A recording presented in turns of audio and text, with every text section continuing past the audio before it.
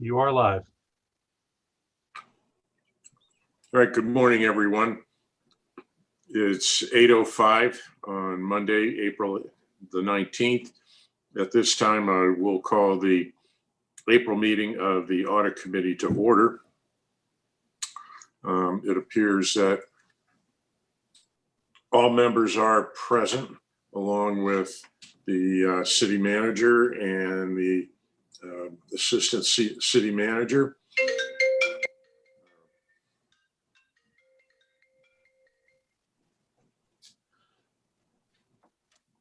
And we will proceed.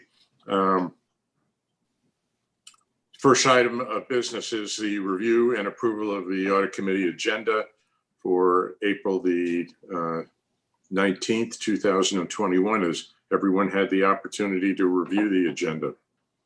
Yes.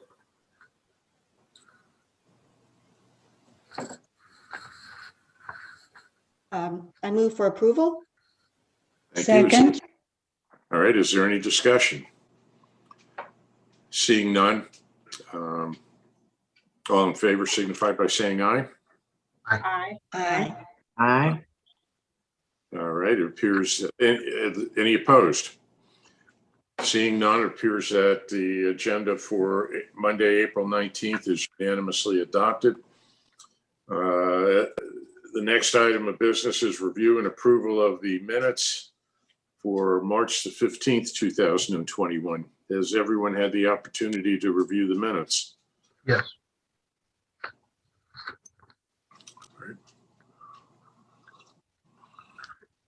Move to approve the minutes as presented. I second. All right, is there any further discussion? Seeing none, all in favor signify by saying aye. Aye. Aye. Any opposed? Any opposed, please signify by saying no. Seeing none, it appears that the minutes from March 15th have been adopted unanimously. Thank you, Kim. Well done. The next item on the agenda is educational topics / speakers. We have with us today Mr. Crumbaugh from Forest Associates. Good morning, sir. Good morning. And, Good to see everybody. all right. And Mr. Stockmall is also here. Morning. Oh, there you are. Oh. Which one of you would like to go first? I have a presentation, if I could share my screen, if that's enabled. It is, sir. Thank you. And hopefully you can see this. Yes. Lee, why don't you Okay. tell us a little bit about yourself first? Sure. I am a 5-year Annapolitan. Moved from Chicago to chase grandchildren here 5 years ago. I am a strategy consultant and a business coach, and I have worked for decades with organizations of all types to help them develop and execute their strategy. And part of that entails performance measurement and performance management. Jim, why don't you give your own short descriptor? Sure. Good morning, everyone. Similarly to Lee, I'm a strategy consultant. I have my own little business here in Washington, D.C., and I've worked with Lee probably for the past 10 years, mostly in conjunction with running as board members of the Association for Strategic Planning, which is an international firm organization devoted to furthering the profession of strategy management, which includes, as Lee said, performance management. So I'm glad to be here today. Okay. All right. So you all may know it, but just to make sure everybody's on the same page, that we have been engaged to evaluate the city's current departmental and office performance measures to increase understanding of performance measures on the part of the departments and offices, to foster the development of new performance measures that are more objective than they are in some cases and are tied to outcomes, and then help the audit committee and council members understand performance measures and how a performance management system works. Now, I don't expect you to read that, and we already introduced ourselves. Jim and I have had significant experience working with governments of various types, plan and execute and manage performance.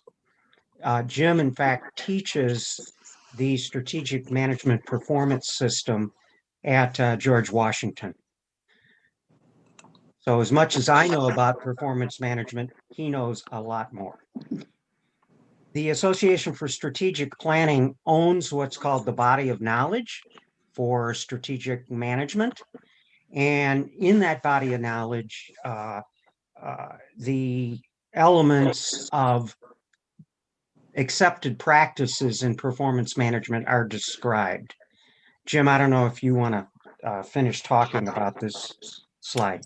Yeah, that's a very important section for the strategic management framework that we came up with many years ago. In fact, we're rewriting the body of knowledge. I'm the co-editor of what would become 3.0 later this year, working with folks around the world to bring in best practices to improve from a real-world perspective how best to manage performance. So one of the key tenets is that many times people are managing projects and they aren't really managing things that will lead to long-term outcomes. And we have identified various instances of that in our analysis of the performance measures now in use by the departments and offices. And in fact, we have made detailed comments on those measures. We've now been sharing those with the various departments and offices, and we've issued a summary report, which is embedded in this presentation. Jim, why don't you narrate this one? Sure. So in the world of strategy management, there's pretty much over the last 50 years, no consensus on kind of fundamental terms. And one of the purposes of the Association for Strategic Planning was to kind of set that standard. And there's one term on this page here that kind of deviates a little bit from what the city departments and offices have been reviewing, and that's the term benchmark. But most organizations, have a mission, which is the purpose why they exist. They have an aspiration, which is sometimes included in a vision statement. They have values, which are fundamental beliefs that shows how they operate. All of the offices do have a long-term goal or a set of goals, and they also have a medium-term or short-term set of objectives.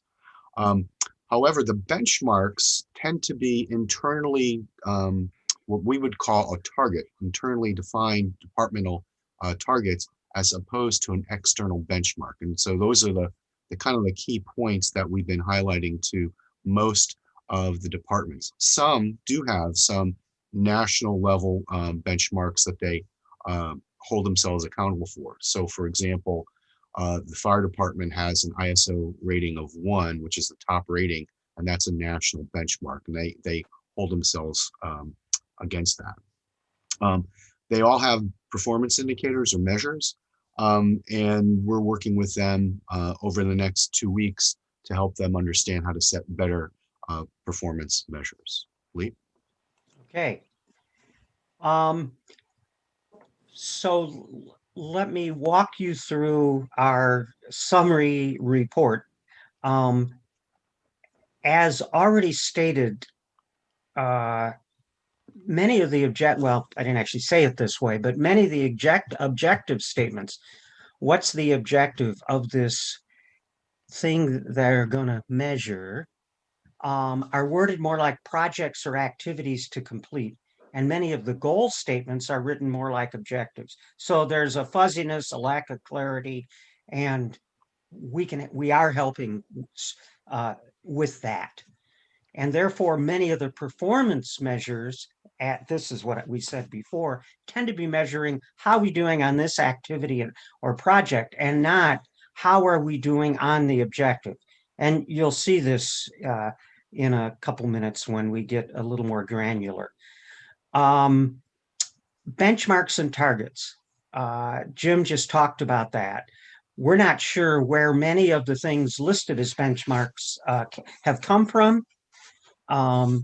I'm sure they're valid targets, but we are suggesting potential sources for external benchmarks.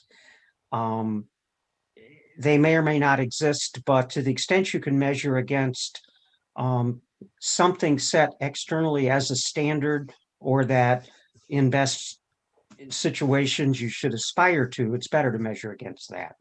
And let me just point out, Lee, we know that cities operate differently. So it's hard for some of the departments. For example, fire is not managed the same way across all jurisdictions. And so the fire department in particular understand that. And that creates a challenge for some of the departments to understand those standards. However, there are associations that suggest kind of performance standards, and a lot of the departments are participating in those, but it doesn't necessarily translate directly into what Lee and I have been observing with what they're set and what they report on. Right. So we start training departments and offices tomorrow. And in the training, we are going to help them understand how to better set targets, as well as upper and lower control limits to improve their accountability and performance. Jim, I'll let you narrate this one. Sure. So there's many ways, and some folks may be familiar with an approach called the logic model, which basically talks about, to achieve a long-term outcome or, some impact. There's some intermediate steps. You need inputs, which is one way to track what kind of workflow items needing to do things. So for example, in recreation and parks, they may develop some pamphlets. So those are inputs to inform the citizens of Annapolis. Then there's process measures, which are usually geared toward monitoring the quality and the efficiency. For example, in the fire department, response times, and they have a specific term for that.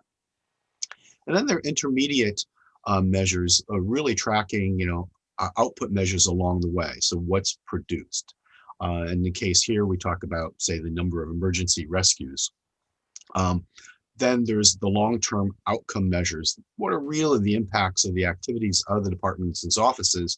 What's accomplished? So for example, I think the city council had passed a ban on plastic bags or something of that nature. That's one of those, measures that should be leading to less litter in the city. One of the goals is to have higher quality drinking water. How do you really manage that? And the question comes in, what can you really control? So for example, in fire, when we talked with them a couple of weeks ago, they actually report on something called waiting time, the time when they get to a facility and hand over the patient to the time that they take the hospital or the medical facility takes control of that patient. They can't control that time, but yet they have to report on that. So that's an example of the types of measures that the departments are dealing with. The other important aspect of performance measurement is you want a balance of leading and lagging indicators. Most lagging indicators are the results, like a financial result tends to be a lagging indicator, but the number of new hires could be a leading indicator for improved performance for whatever department or office had hired that. So the example you list here is, the emergency management office has been working with each of the other departments to have a response plan. That's a leading indicator to improved response times and a higher quality of response in the situation that something occurs So that's an example of a leading indicator for a lagging indicator for a better outcome down the road. Okay. One of the, so our observation on measures is the majority of measures are input, intermediate output, and output.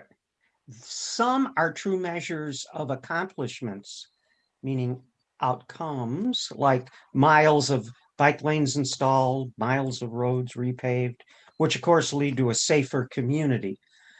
In some cases, the accomplishment-oriented measures, like the number trained or the number of staff completing safety training, I mean, those are fine, but the real question is, did people learn or master what they need to learn and master? So if you could measure proficiency in some way, like if you give a test on exit and people pass basically whatever your pass level is, or your rate of passing would be a measurement, are people actually proficient? Or even better, if it's safety training, has there been an impact on safety related injuries or accidents, right? And in a number of cases, we've looked at other cities' measures, and we are suggesting consideration of alternative or additive measures that some cities use, some of which more directly measure outcomes. Now I go back to Jim's statement. Annapolis is not just another city. Annapolis is its own creature with its own way of doing business, and not all these measures are going to be appropriate. But certainly there are enough similarities that there's things that might be very useful for the departments and offices. A key to reporting is not just a number, how many ambulance calls, I'm making it up, I think that's in there, but in any case, how many EMS calls were there, for example, but what's the trend? If we're trying to manage a number, maybe to reduce it, what percentage of the way are we toward that goal? And how does that compare to last year, right? And so therefore changes, you can look at changes in trend, good or bad, and that tends to indicate when corrective actions might be needed.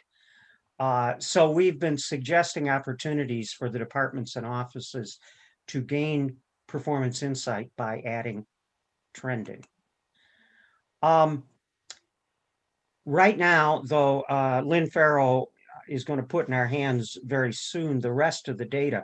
We've had the data reports from 6 departments and offices, and we've looked at the data they've been reporting. Jim, would you comment about what we've seen? Yeah, so the good news is that they are reporting on what they said they would measure. However, it's not true. It's not clear whether they're indicating that they're on track or off track. They do have the benchmarks there. So, for example, there's some level of inconsistency. If they want to reduce the percentage of workmen's compensation claims, they report a number, but the number is not a percentage. It's actually the number of claims. So they got to get clarity on what they really want to report on. The other, and because of COVID, really, a lot of the particular objectives the departments had set had to deal with what we would call outreach activities.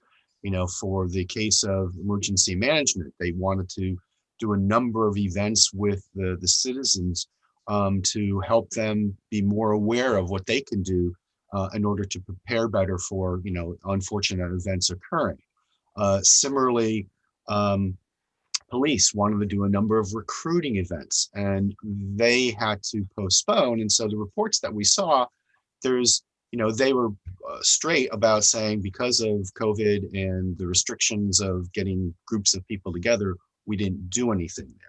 one department actually complained that they tried to change what they wanted to report, but supposedly we're not allowed to. And that's one of the recommendations we have going forward in terms of having a robust performance management system, and system meaning process, doesn't necessarily mean an automated system.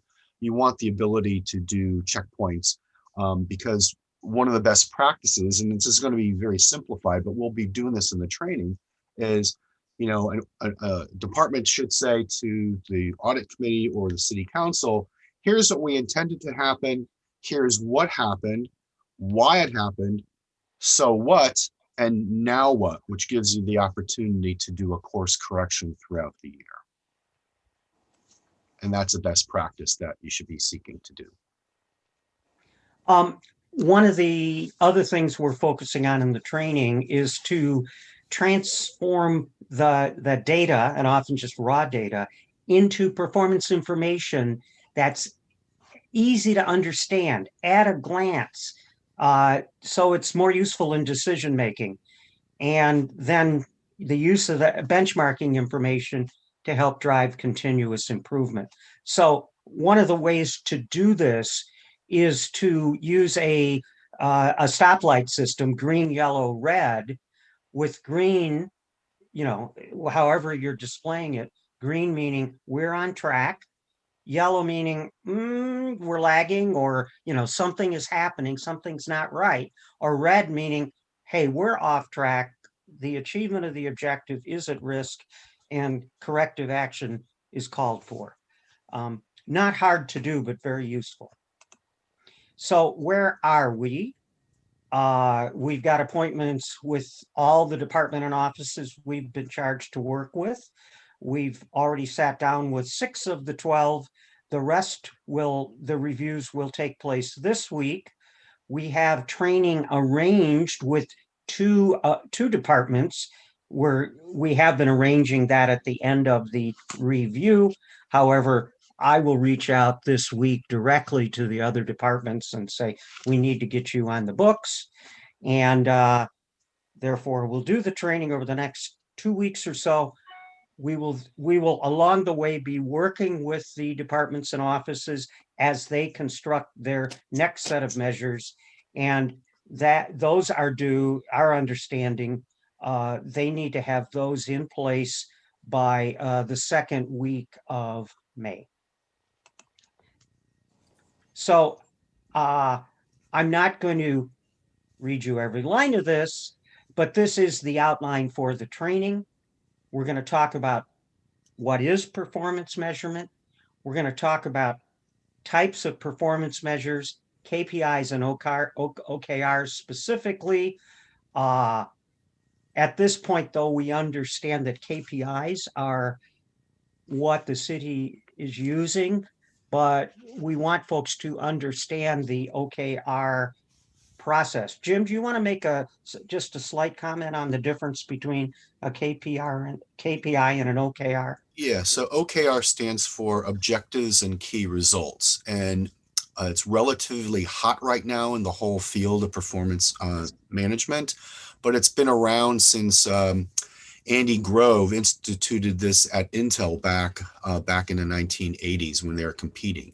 And the whole purpose of this approach is to set short-term 90-day kind of expectations. You will achieve this objective, and here's what will become that key result within the next 90 days. Andy Grove instituted this because he was competing with some other chip makers and really wanted to have a faster cadence as opposed to an annual cycle. The OKR approach was adopted by Google and a lot of the Silicon Valley businesses because of the rapid pace that they were competing against. It is now an approach that has gone out to the public sector, especially cities, for that. Both KPIs traditionally, as well as the objectives and key results, can be cascaded down. So if the department has an overall, or say the city has an overall objective they want to achieve, say less crime, there's many different players that might have a role in that. And some cities have taken to then cascade that down, not only to say the police department, but other departments. And then you can cascade that down to individuals. Even though it's been touted in several recent books that it's a 90-day kind of cycle, that doesn't work for every organization or agency, including Google, which now does that on an annual basis, which just tells you how big Google has gotten, perhaps, that they can't move as quickly. And so we thought we just owed it to each of the departments to understand some of the newer concepts in performance management, and that might be very useful for them to manage some of their activities as they go throughout the year. And by the way, KPI, if you don't know, means key performance indicators. So then we're going to help the departments understand how to create a good performance measure, and then how to use the performance measures in terms of establishing a realistic target, how you calculate the metrics, and how you interpret and report. And then we are going to specifically for that department offer one or more examples of candidate measures and walk through, how that might be developed and targets might be developed and so on. We're going to talk about some of the pitfalls to avoid, and then we will condense that training because your time is limited. But we will deliver to the audit committee that basic training, and then we'll delve into what is a performance management system, and we'll help you think through how you can assess the city's performance management system. We'll talk about some best practices in performance management systems, and we'll equip you to ask some questions about the system. Jim, do you want to add anything to this slide? Well, part of that questioning is the logic that I just stepped through a few minutes ago is if you're on the review and emergency management says, this is what we intended to happen, we weren't able to do X, Y, and Z, this is what happened, you should be able to ask the question for why did that happen? Maybe the target was off, maybe the measure was not the right measure to use, and that could be very valid. Then you ask why, so what does this mean? Can we reset? And now what kind of actions would the city be taking in order to correct when they're off track? And that's a standard way that not only corporate America, but some leading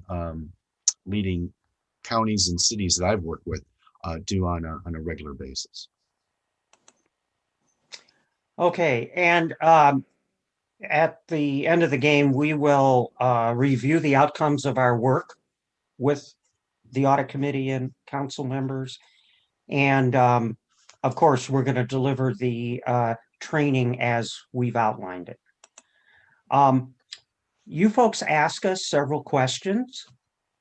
The first one being what has been most surprising to us so far.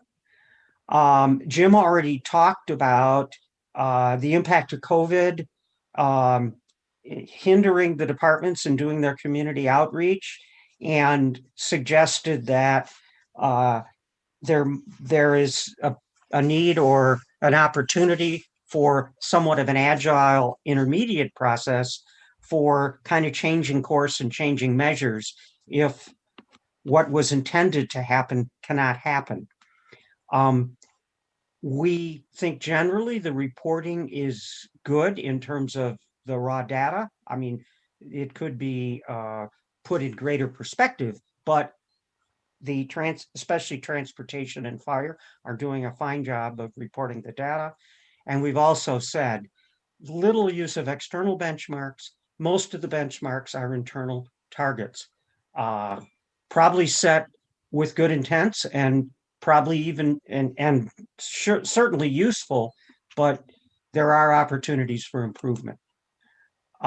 Jim, do you want to handle this one? Sure. So you asked, are there any best practice among the departments? And kind of said, no, not really. Best practices would suggest need for better wording of the objectives. The standard form is verb versus a verb of action, like improve, reduce, and some of the objective statements are more narrative. So a crisping up of the wording of the objectives would help identify better performance measures. Best practice would say you can't measure one objective just by one measure, because that you can game the system that way, and you really want to see if you have multiple measures for that objective. Again, if it's an objective that truly is on target for that longer term goal, you want to be able to track a couple of different things. We mentioned before that a good set of leading and lagging indicators provides a nice balance. We're suggesting less measurement of intermediate outputs and more towards those outcomes. And we understand that's always a challenge. And that's why we're going to be working with each of the departments' offices in the training. Trending the data will really be useful to know. And we talk about a notion of a best practice called percentage to target. So for example, one of the departments had wanted to reduce something by 10%. Well, if they only reduced it by 2%, they're 80% away for that percent to that target. So if they had that, that might spur more action versus just reporting the number that we only, attained 2%, which may be fine as long as you can trend that and say, well, the next period we're up at 4, so that means you were doing much better. So those trending and percentage to target is a best practice that we hope to help the departments and offices do. Visualization of the data, not only the stoplight chart that Lee walked through, but you can still, there's data like the fire and police, there's great sets of data that they can actually visualize and show if you had a dashboard, like, crimes going down, or whatever it happens to be, or our time to responding to, an emergency response. And we've trended that over time and we're improving. So those are the things that will help them take a look at. And we understand some people, some of the departments don't have a lot of resources to do that, but if we can provide our wishes, if we can provide some additional awareness of that, there's probably some creative folks that can do that. Jim, let me jump in. You jumped over number 6, which is obviously the intent of this whole thing is to improve departmental performance. So, we want to drive home that this is not just reporting information, it's understanding what's behind it and tackling what is possible to improve. So, it's more than just an exercise, obviously. And then finally, typically in our world, the world of strategic management, everything starts with that vision and that strategic plan, and everything cascades down. So you are measuring performance against achieving the strategy that you got in place and getting down the road to your vision. And it's our understanding that the city does not have a current strategic plan in place, and a best practice would be to have one in place. So the final question that we had is, how do we see our final results informing your current budget process? It's our understanding that because of the timing of the process, the great benefit from our work won't accrue right now as you're building and finalizing that budget. But you will have department and offices that we believe will have a much greater understanding of an appreciation for performance measurement. And the directors should have a keen sense of how to use performance measures to improve the services they provide. And therefore, we would believe that departmental effectiveness will increase because of this before your next budget cycle. So I will stop sharing and we'll entertain whatever questions you might have. Alderwoman Kendall Charles. Uh, Thank you, Mr. Chair. I've got two very specific questions. Number one, who is taking the training? Is it just the directors? Is it their deputies? Is it their managers? I would like to know that. I'm on a city council. And number two is a bit more intense. What the departments do is what they do with the knowledge and expertise that they have. Oftentimes, the city council will take up legislation that may not be in line with what the performance measures happen to be for the departments, which sets the departments, I guess, on edge, trying to comply with whatever legislation we come up with. And we got a good example going right now. I'm the public safety chair. There's been a piece of legislation that's been introduced that's extraordinarily robust.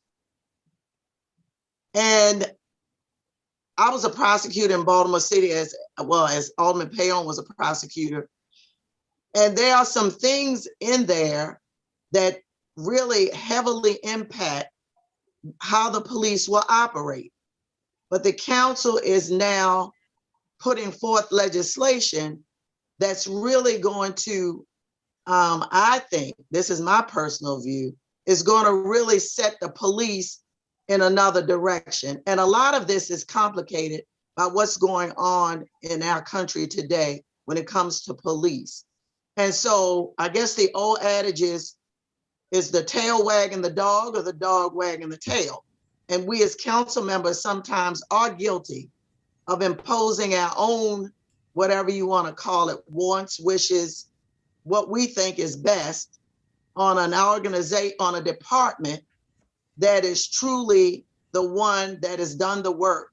And I'm not just talking about just police, who has done the work for many decades.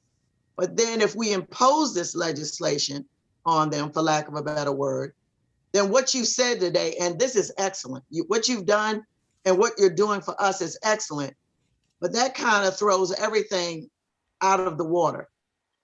Do you have, and I was glad to see that you said you'll work with the council, because the council really needs to see this. Because I think we've gotten to a point where we're going down a road of imposing on departments what we think is best, which means whatever their performance measures are, or whatever you want to call them, really impacts them. And then what we do is we tell them, well, you're not following your performance measures when we've already set you on a path in another direction. So Alderman Pindell Charles, I have served as an elected official in an Illinois local government.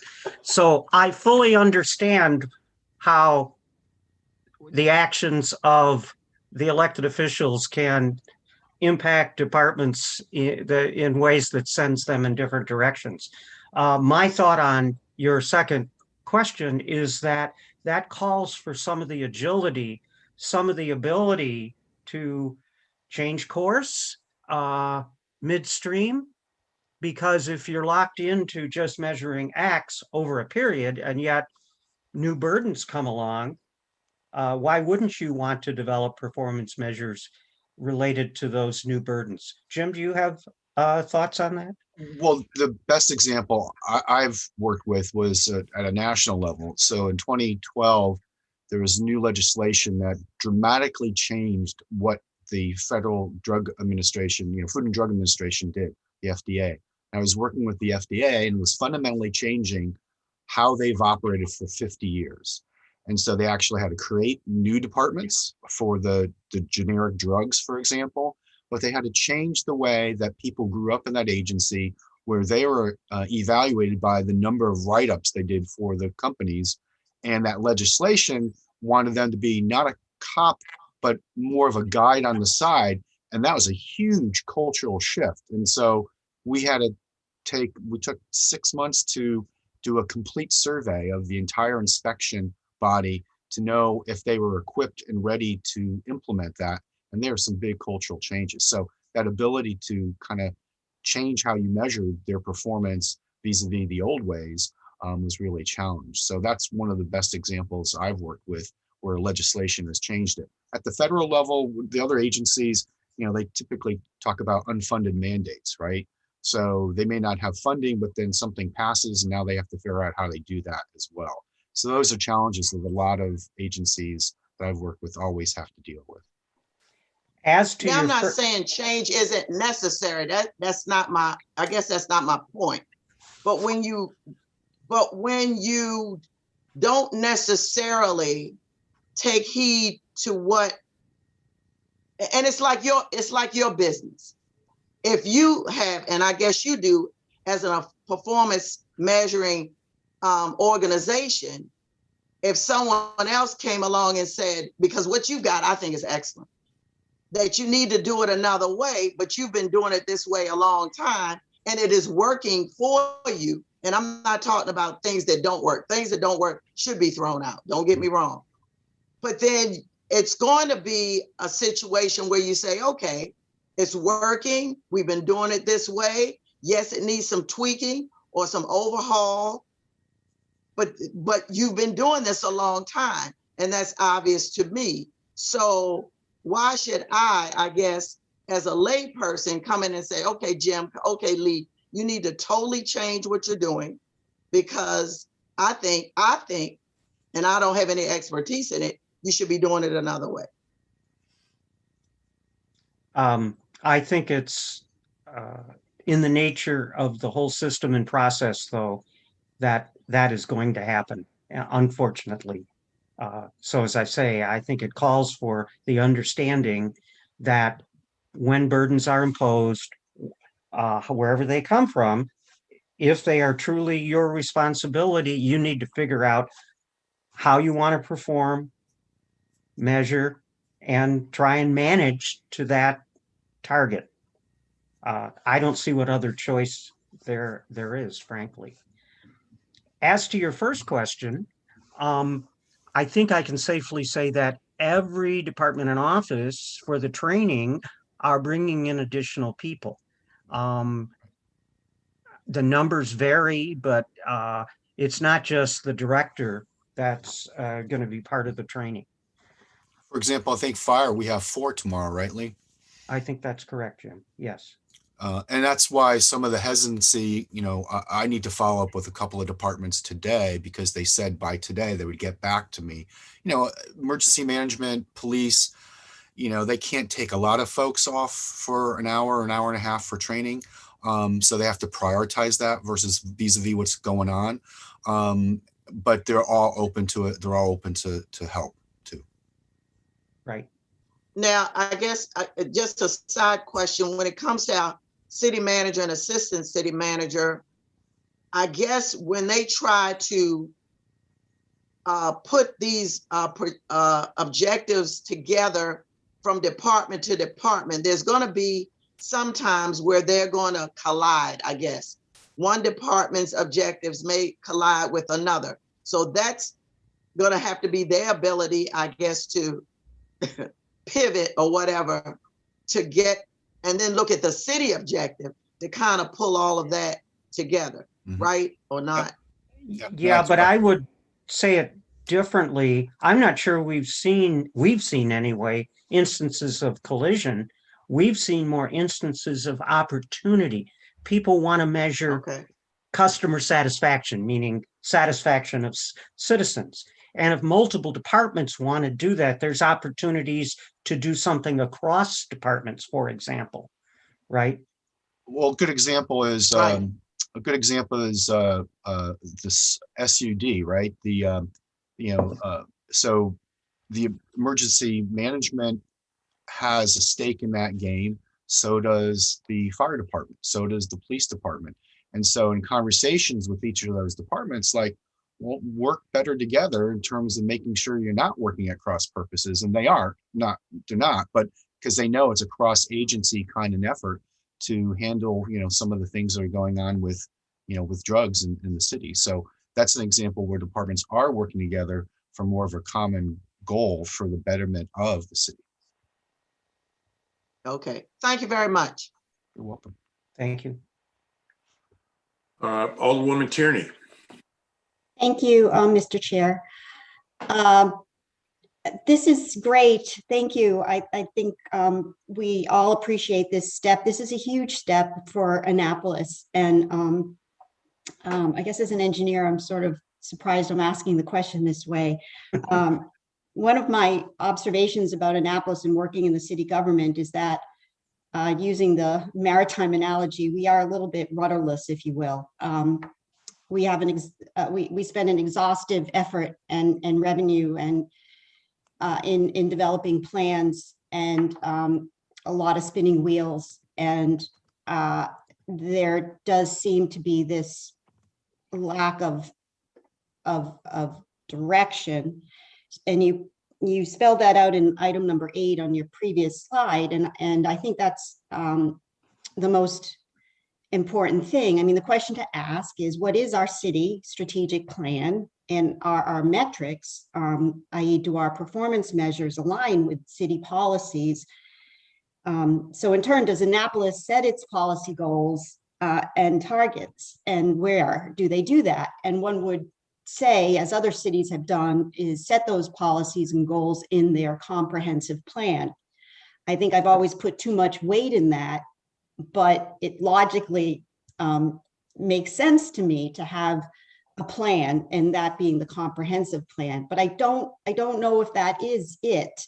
But I think that I am concerned, as much as this is huge and this is great and a huge step forward, I am concerned that of the rudderless analogy, that if we don't have that list of metrics, then we will not, we will not accomplish our goal. And to Alderwoman Pindle Charles's point, what is our metric for city planning? To use your, you touched upon it when you said, here's an example: decrease crime. Good planning and zoning. Good, where are those? Where do we see those? And I see that it could be the comprehensive plan. Otherwise, it's just paper. The other question I had is, I didn't know what you meant by external, and I forgot what slide that was. So that's sort of a rambling and a commentary, but somehow you might have. Yeah, I'll comment on the first one. Many cities have citywide goals and objectives. Right. And then the departments and offices tag off of that. It cascades down. So what they're doing aligns with this, we want Annapolis to be a safe community with, and so on. So without that, right, you're kind of making it up or trying to manage without that overall architecture. Exactly. Exactly. I'm not an engineer, but I think like one, I think. Thank you. Jim, would you handle the other question that Alderwoman Tierney had? Yeah. What was the real point of your second question? I have to. Oh, for the benchmark. So Yeah. For example, a lot of jurisdictions are members of various associations. So for example, there's several fire-related associations that they all share information with. And in some cases, they create standards of performance across a various set of activities. So an external benchmark would be, how are we comparing to a city of our size, of our demo economics, all those kinds of things. We doing okay? Where do we rank? And so there's actually, as Washington, D.C.'s former mayor, Tony Williams, was part of a nationwide city-related council for performance measurements, because when he came into D.C., and I'm a D.C. resident, he was appalled at what the departments were doing and their attitudes. And he really set it upon himself to create a community of city managers. There's a city manager association, as Lynn Farrow knows. And so being able to compare yourself with other kinds of cities and jurisdictions for specific things like response times, and that's a standard metric for, certain kinds of data. Now, it may vary with, like, say, for law, human resources, there's definitely external standards for human resource functions.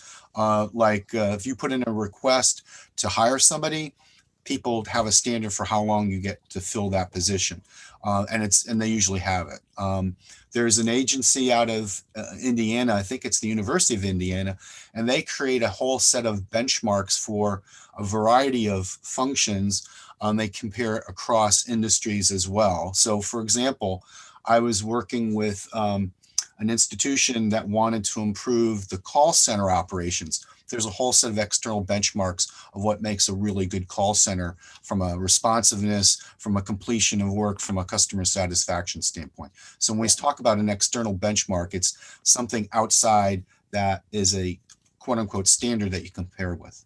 Yeah, in IT, there's standards on outages and Exactly. how long it takes to fix something and uptime and so on. So, it's all there to use.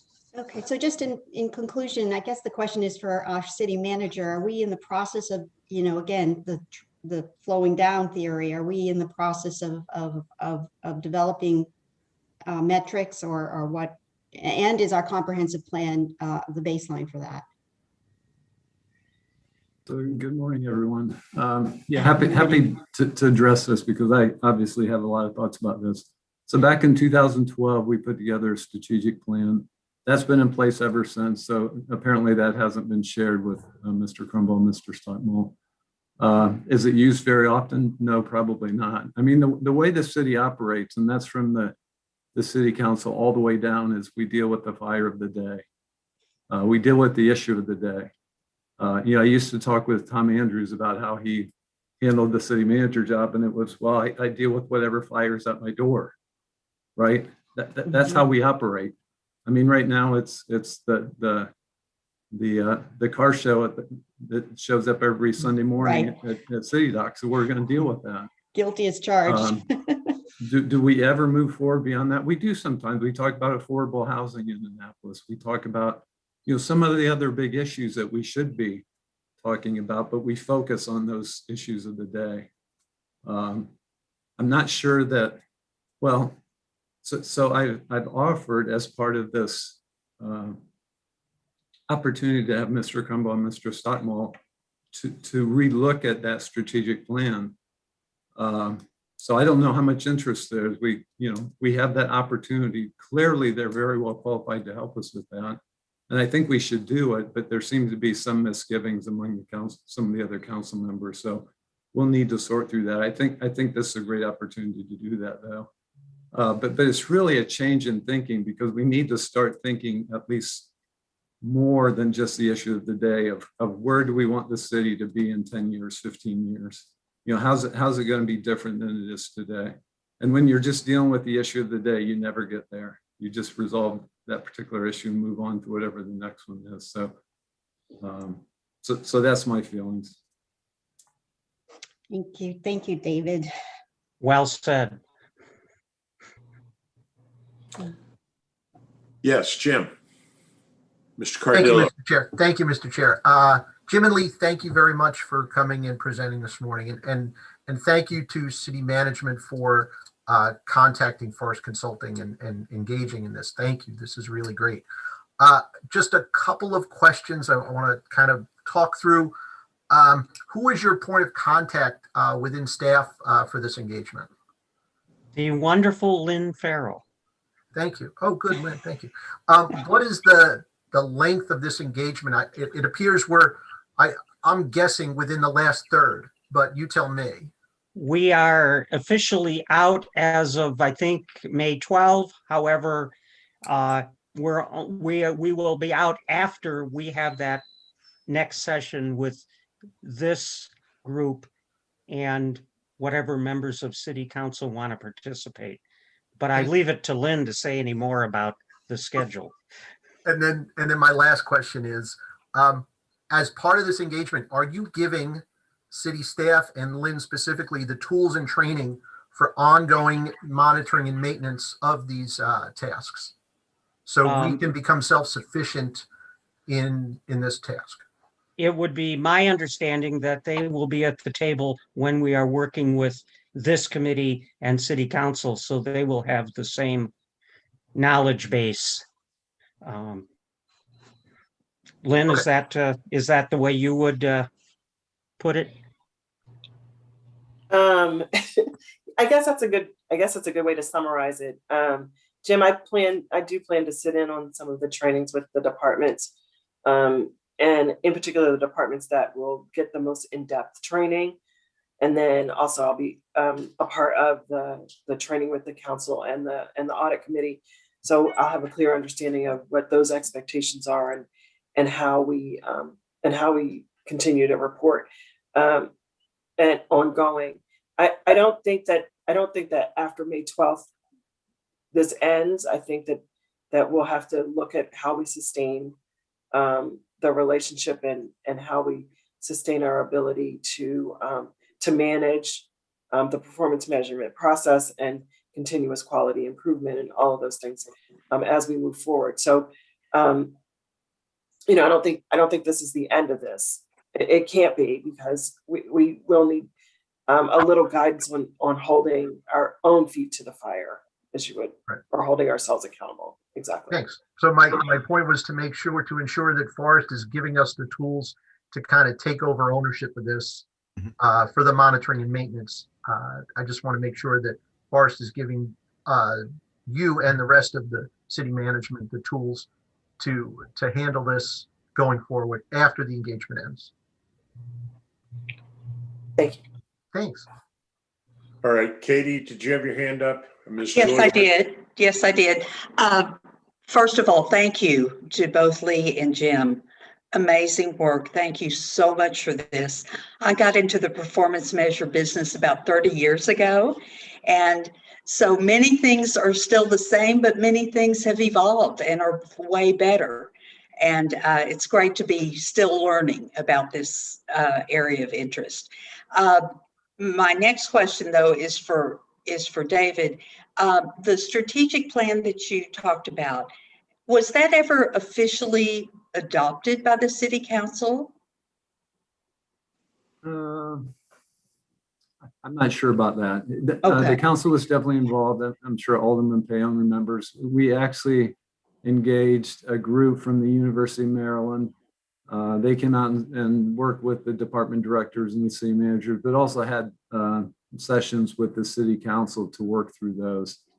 Last fall, when we were getting ready to do a sort of an offsite budget meeting with the council, Alderman Arnett actually sort of resurrected, pulled that out from somewhere, because nobody had really used it since that time. But in looking it over and reviewing it again, it's still pretty accurate for the things the city should be thinking about and striving for. So I think that would be a good starting point. If we were going to do this again, using Jim and Lee, I think that would be a good starting point that we could use as sort of a point of departure to put together a new plan. And was that strategic plan ever shared? Well, of course, department directors have probably changed since it was initially introduced, but has it been ever officially shared with department directors? Just last fall. So there was Okay. a lot of work that went into it back in 2012 when those directors were there. When we got a new administration and when the mayors changed, it just kind of got left behind. Gotcha. Okay. And there was a lot of performance measure and budget-based performance budgeting that was done during that, but there just wasn't a lot of use of that plan that was put together back then. And then one final question in that regard, was at the initial development of it, or since, has it ever been tied into the comprehensive plan? There are any linkages established, or? No, not that I know of. Okay. That's all I had. Thank you. Ms. Donnelly, did you have your hand up? Yeah, I just had a quick question, because just listening to y'all with the extremely valuable information. It seems that the ongoing maintenance and management of these performance, that's really where the money is. I mean, that's what's going to make this make or break it. And I guess just overall, what have you seen in your careers is like the biggest roadblocks to continuing to properly manage the goals once we've set them? And how do you address those in training? Just to kind of, yeah, it's a timing issue. I understand exactly what Mr. Jarrell said about fires. I mean, everybody's been there at work. So how do you manage to that to make sure this always stays in the forefront of everyone's mind? Jim, your thoughts? Yeah, so there's some data that has been put out there that it's really management, meaning departmental management, tends, because of some of the things David mentioned, spend less than 10% of their time actually managing to their performance, to their overall goals and objectives. There's a communication issue with the employees trying to understand what they do on a day-to-day basis ties into a longer-term goal or objective that they're trying to achieve. There's also an issue of understanding why are we doing something. So a lot comes down to lack of management time and attention, lack of communication to bring everybody on board. And usually from research that the ASP has shown is if you spend less time engaging in the people to create those objectives, if you don't do that, there's going to be less buy-in for doing that on a day-to-day basis. And so sustainability is really about taking time out of your day, of your week, of your month to pay attention to how are we doing and taking corrective action. That's universally true across all sectors. The other thing is a change in personnel. Yeah. We're talking to a couple directors who are talking about right now objectives and measures that they didn't invent, and they're trying to understand them and use them. So it just comes with the territory that if new people come into leadership or in roles in a department, they need to be inculcated, trained, so they understand it. All right, Mr. Jarrell.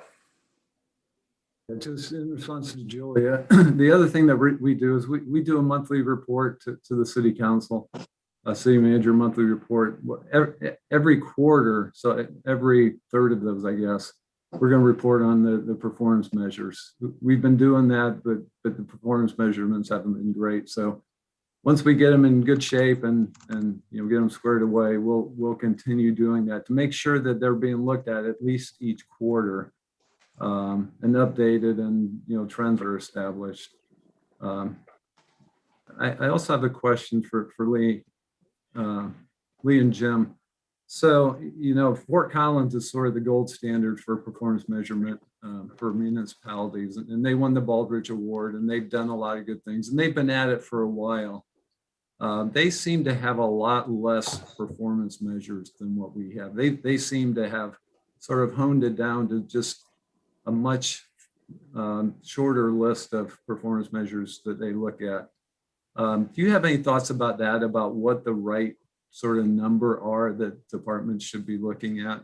Because we have a pretty big number for each department. So a couple of thoughts on that. So as I was talking with fire in particular a couple of weeks ago, they're reporting on things that I would call operational measures, and because they have to do that, right, in order to maintain their ISO 1 rating. So they're reporting on things that are operational, and I bet Fort Collins is the same situation. They probably have tons of measures that they need to track just to do their work, their missions on all the departments. What you're really talking about is having a set of strategic measures that are measuring to your strategic outcomes you're trying to achieve.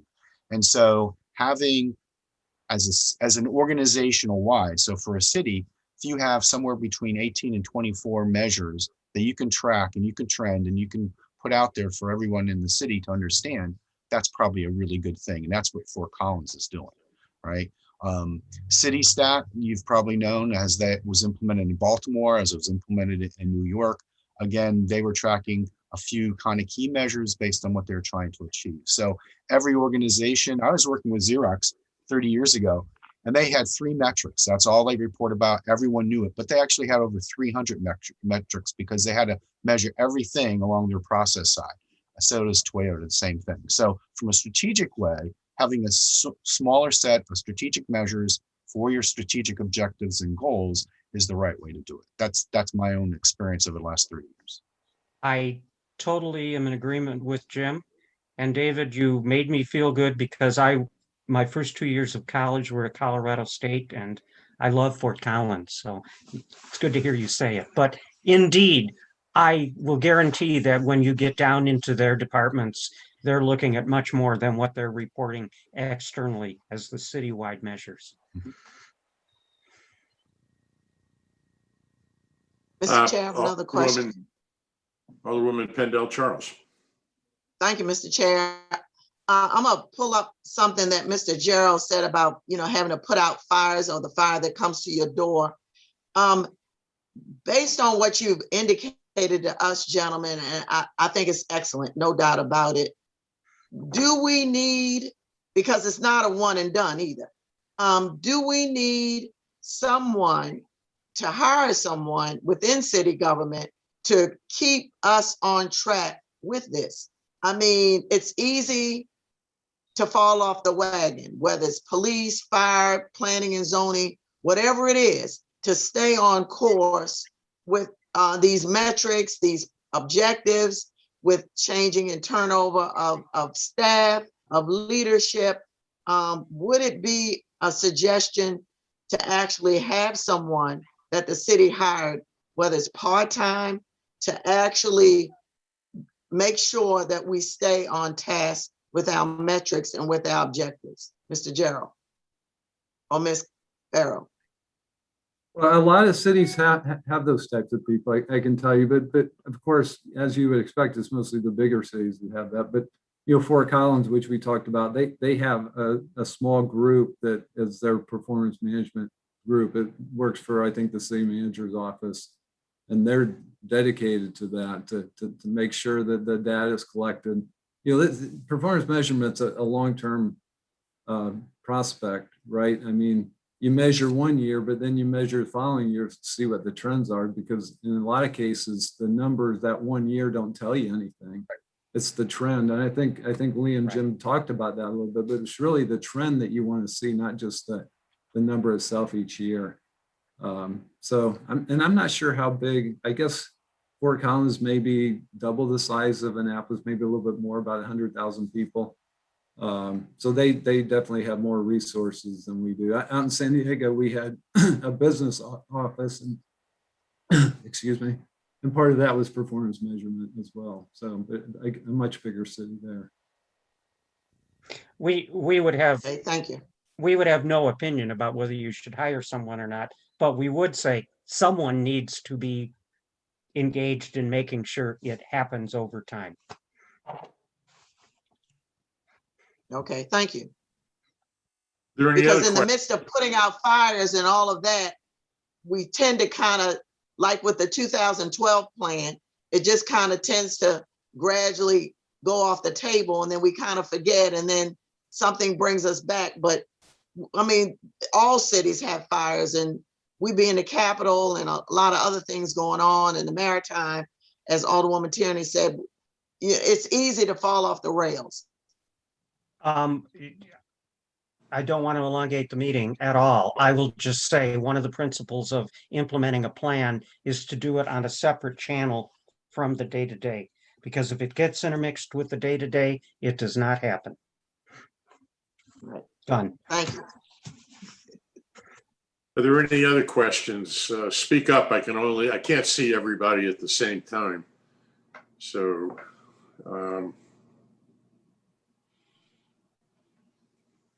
okay. Gentlemen, is there anything else you'd like to tell us? We just thank you for the opportunity. And since I'm a resident, I especially am happy that we're doing this. And a resident of Ward 2 at that. At that. Well, thank you very much for sharing your expertise with us this morning. This is something that, as you can probably tell, we badly need here in the city. we've been making some efforts, but I think we need to be set straight right at the beginning, and we'll take it from there. Thank you. Thank you. Thank you. We will depart. Bye. All right. Bye-bye. Have a nice day. Yes, Thank you. Thank you very much. All right, ladies and gentlemen, we're back to our agenda. Let's talk about the CAFR for a moment. Ms. Dickerson. I don't know how much we should say at this point. The CAFR is out there. I've sent it to everyone, but there are still reports that are to come from the auditors. They do an audit of our federal grants expenses, and that's typically due March 30th, but the federal government has backed up that requirement till June 30 this year. And so those reports will be coming after they're done looking at the federal grants. In addition, they owe us some letters that they required communications that they have to give to management. I don't have those letters yet. I don't have the management letter yet. So there's a few things that they haven't issued yet. And I think that we should look at them in a package. So that's not going to be available probably to your June meeting. And I will send you, of course, required communications and any issued letters as soon as I get them. I think you'll find if you look through the first part of the CAFR, it may be a little bit much to get through, but if you can get through everything through the footnotes, that helps to understand a lot about what happened this year, what liabilities we have, how we're progressing towards taking care of issues. And the stuff in the back, further back from the footnotes, is just supplementary information that you can use to decide what goes into a number that's up to the front. So we had a good year, relatively speaking, considering everything that happened. Added a little bit fund balance, and we're able to add a little bit to our reserves. All right, Ms. George. Thank you, Mr. Chair.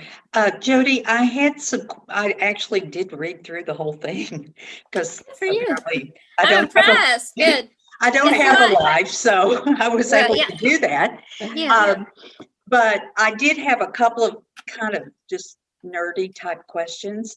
Can I just put those in an email and send them to you? I know you're trying to do budget, and I hate to even ask for any of your No, time. that's okay. It probably won't take me that long to answer a couple. Okay, I mean, I'd say there may be 5 to 10 is all. Mm-hmm. And they're not hard. I mean, they're just informational kinds of things. Okay, So- is that the same email that you sent earlier? There was an email that you sent about something, and I don't recall what it must not have been too important. I don't remember. So no, this is something different. Mm-hmm. So I'll get that to you this week then. Thank you Okay. very much. It Mhm. was kind of interesting to read through the whole thing. It is. It tells you a lot of things you probably didn't know. And Exactly. It's like the liberal arts version of the budget. That's Yeah, right, exactly. And particularly the notes. In fact, I remembered my old training after I got to the notes and thought, oh, I should have read this first and then gone back to the detail. But it's an amazing amount of work. Mhm. So Yeah, it congrats is. on that. All right. Thank you. Thank you very much. Are there any other questions about the CAFR? Seeing none, we'll move on. The next order of business are some status updates. The Audit Committee community member vacancy. Has anyone had any luck, anything to report? We're trying. I don't have anything to report at this time myself, but we're looking, and hopefully we'll come up with somebody that is well qualified, and that person hopefully will show herself or himself in the very near future.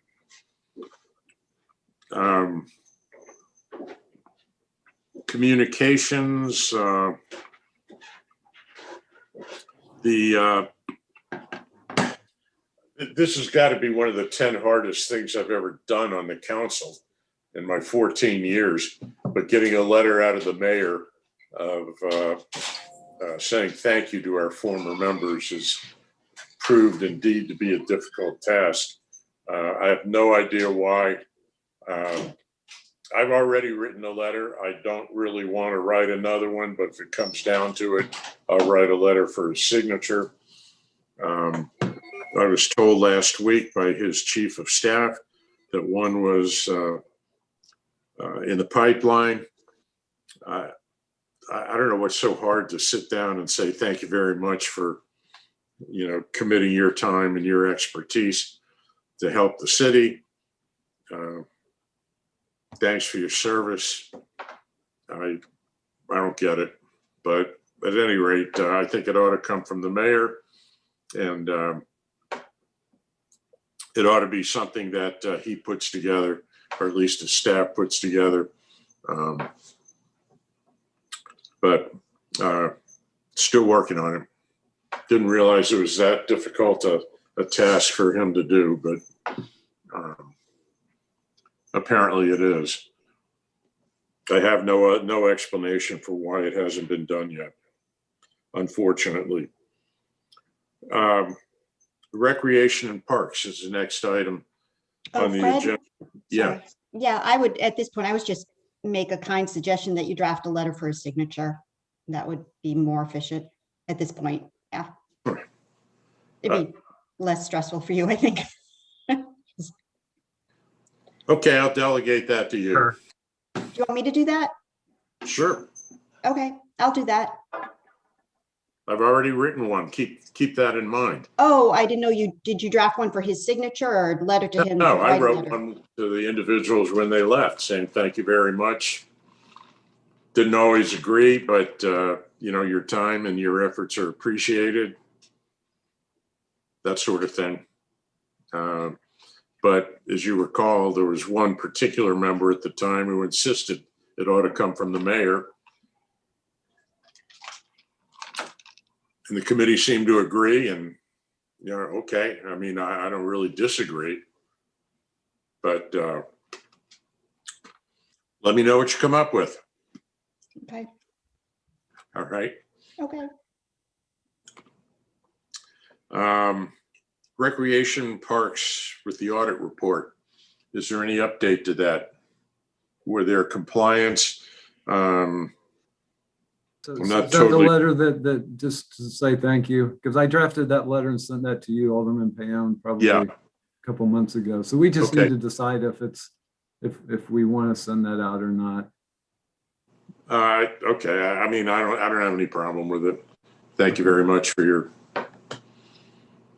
service. It was pretty basic letter, as I recall. It's pretty basic, yeah. I don't have any problem with it. Okay, moving on to new business. I'm happy to report that our very own Ms. Julia Donnelly has completed the Open Meetings Act training discussion. Yay! I'm embarrassing her, I can tell. By the way, did you notice the date on your certificate? No, what was it? I think it's today, Oh, no, I finished it last week. I know I did. April 19th. Oh. Is what it's. I thought that was a little strange, but I don't think You anybody will have be to checking. record your scores on Yeah. the certificate. Okay, is anybody, how long did it take? What'd you have to It do? took about an hour, and you can divide it up. Okay. All right, does anybody else want to take the course? You're certainly welcome to. Julia, we appreciate your time and efforts. Hopefully we won't need to call upon you, but if we do, it's good to know that you're ready. And I think by statute, we have to have someone like you on the committee. So thank you very much for your extra time. Reports. City manager, have anything you'd like to tell us? Well, our current fire at the door is the budget. So we submitted the budget to the city council last week, Monday. We had a council work session on Thursday to sort of delve into the details of the budget. Starting today and for the next 3 weeks, we're going to have almost daily meetings with the finance committee to have the departments present their budget and to answer any questions that the finance committee may have. And then on May 10th, the finance committee, and Alderman Payon's part of the finance committee, will submit their report to the full council, and then basically the budget process gets handed off to the full council for approval in June. So Director Dickinson and I will be spending a lot of time working on the budget and answering questions and attending meetings over the next couple months. Okay. I actually toyed with the idea of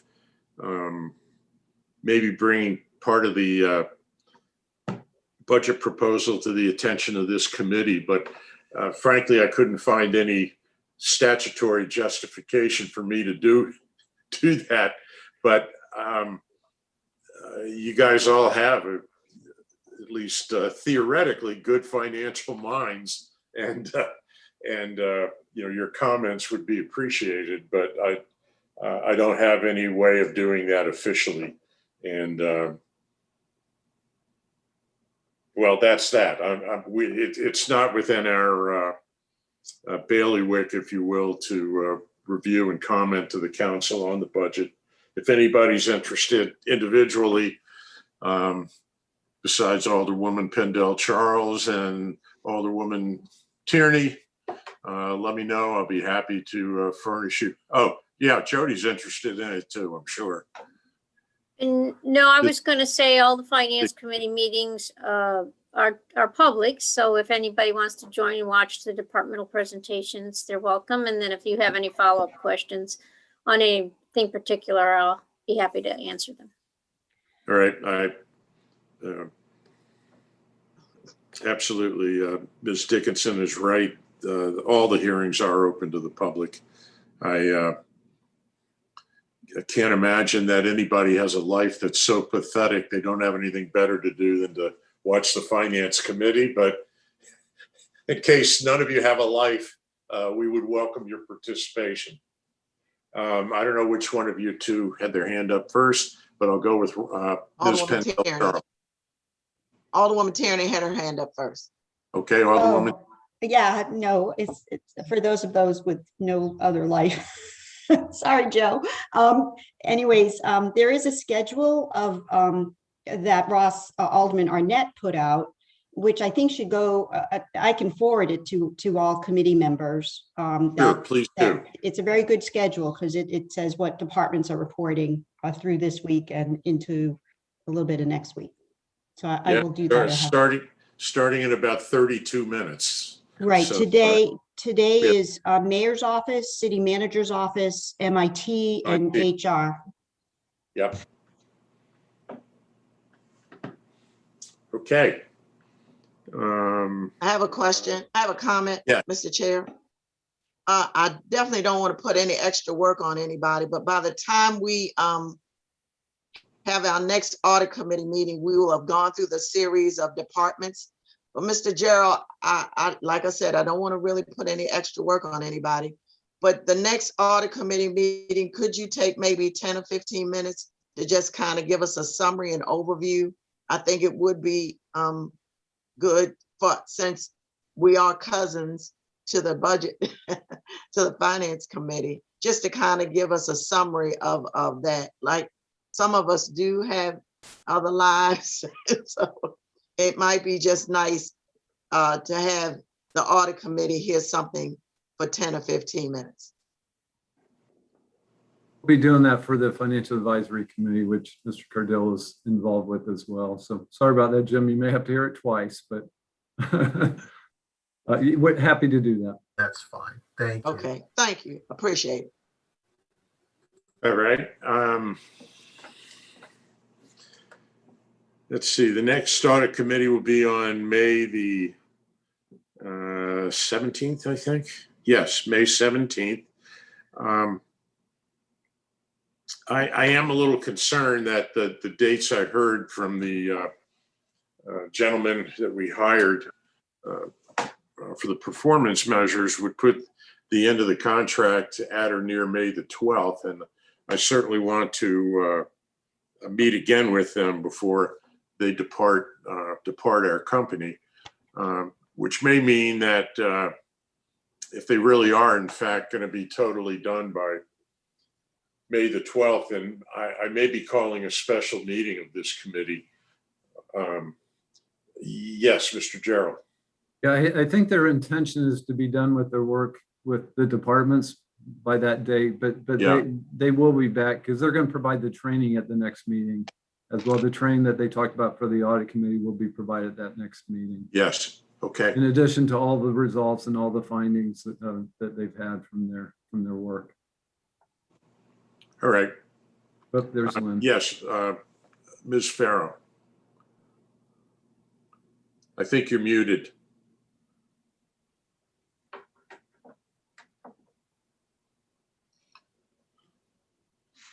She's actually not muted. It looks like her microphone's not working.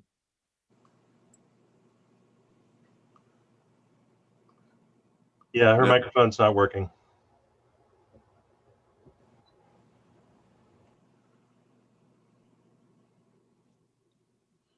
Nope. Don't take it personally. You didn't really want to talk to us anyway. There you go. How about now? I think she's logged off and is logging back on. Hopefully that'll fix the problem. Okay. I'll wait just a minute.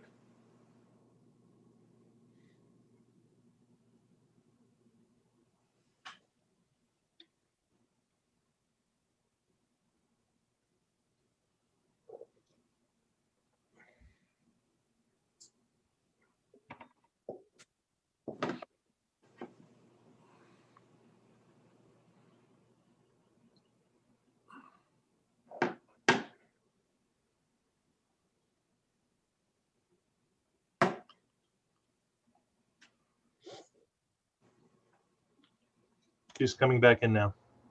Okay. Okay, can you hear me now? Loud and clear. Perfect. Thank you. Sorry about that. Can't see you, but we can hear you. Yeah. There Okay. you go. Oh. There we go. For a second. Okay, so one of the things that Lee, Jim, and I talked about is that schedule at the end of their contract and how we make sure the audit committee, the city council, and all the groups have the training and hear the same message. And so I haven't talked with David about this yet, but that is a consideration so that everyone, audit and all the council members all have the same understanding. So, but we'll get back to you on how to make that happen. Make sure Okay. All right. Thank you very much. Is there anything for the good of the order? Mr. Gerald, do you have any idea when we will be getting back into City Hall? My thinking is that probably maybe the next meeting, if not the meeting after that, that perhaps this committee under the right circumstances could meet in person. Am I incorrect in making that? No. So what the plan is starting in May, the city council meetings will be held in person, but without the public present. At that point, each of the committees and commissions can, and I think all the city council committees will be meeting in person, but all the commission boards and commissions will make the choice themselves on whether they want to come back or not. We're able to do it with the city council because all the council members have been vaccinated, but we still set up plexiglass between each of the desks, and we're taking all of the safety precautions.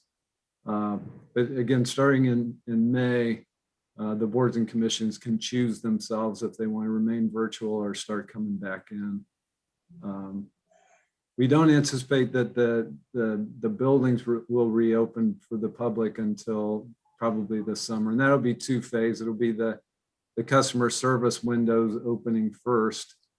And then probably in the fall, fully open all the operations back in the buildings.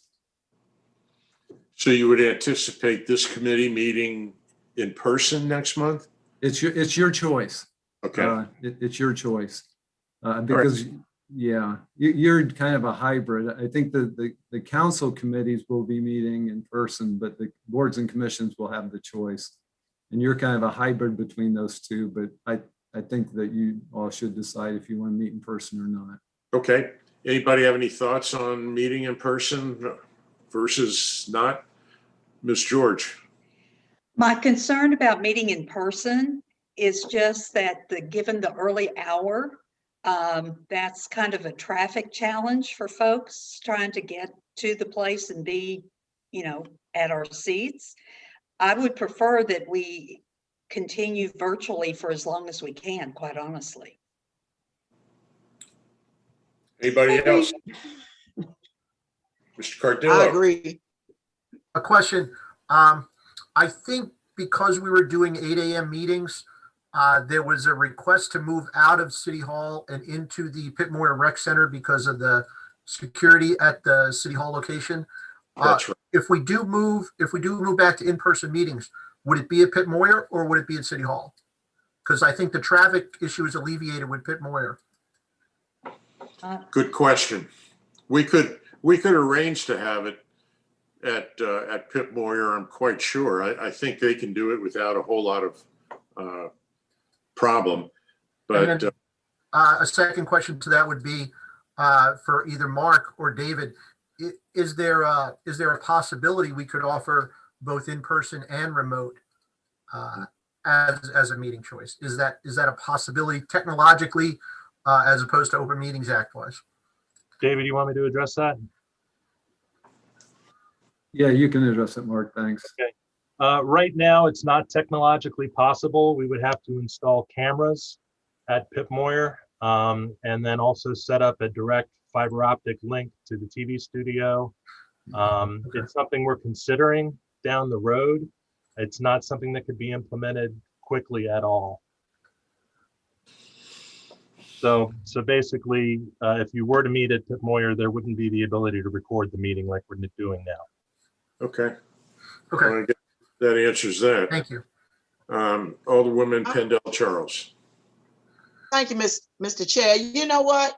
Just that exchange and that question from Mr. Cardillo and the answer from Mr. Hildebrand points out my point exactly when I asked Forrest about who has the expertise in a certain matter.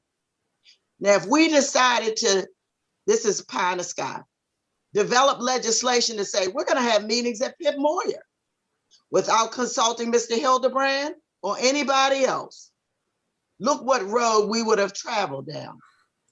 Mr. Hildebrand said what would have to happen, which we don't know because it's not our expertise. But just keep that thought in mind. That's the perfect example of the question I was asking this morning. Okay. Thank you very much.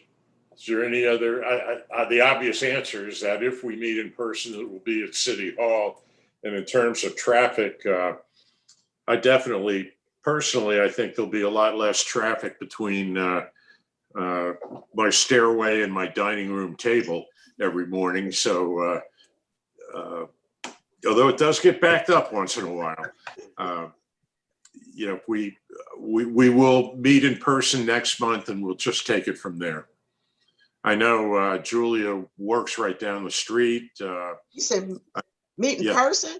Meet in person? No, I'm sorry. I meant virtually. Oh. Next month. Okay.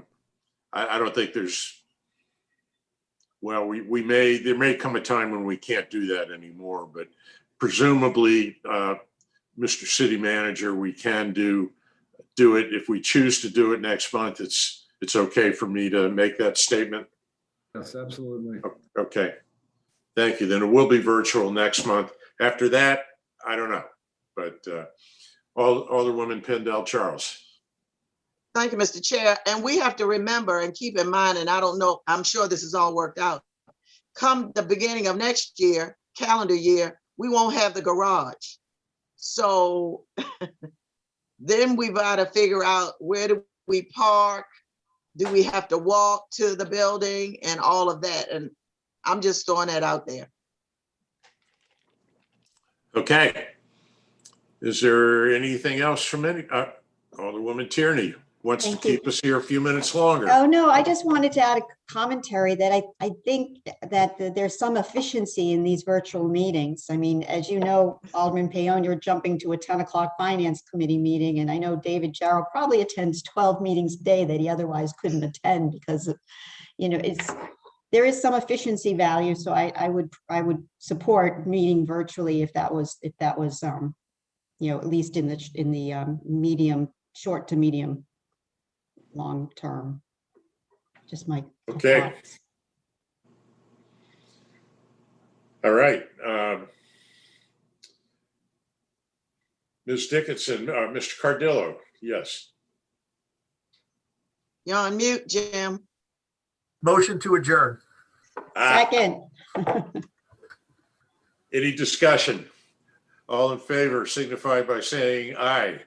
Aye. Aye. Aye. All opposed can sit here all morning. It passes. Thank you very much.